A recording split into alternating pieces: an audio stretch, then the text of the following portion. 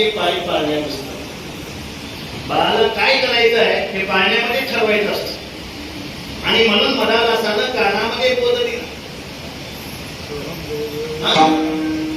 ते घ्यायचं. मला सांगायचं काय आहे, शास्त्रामध्ये एक श्लोक आलेला आहे. प्रथमे नार्जितम विद्या, द्वितीये नार्जितम धनम, तृतीये नार्जितम धर्मम, चतुर्थे किं करिष्यति. 14 मोक्ष तुमची दासी होऊन येईल, पण पहिली अवस्था कशामध्ये घालवा? कशामध्ये घालवा? विद्या अध्ययन करण्यासाठी घालवा. आणि ती विद्या प्राप्त करण्यासाठी अवस्था कोणती असावी? शैशवे अभ्यस्त विद्यानाम यौवने विषयेषिणाम वार्धक्ये मुनिवृत्तीनाम योगे नाट्ये तदुत्तेजा. ब्रह्मचारी अवस्था लागते आणि म्हणून त्यांना काय म्हणावं? शतस्त्र ब्रह्मेश्वर.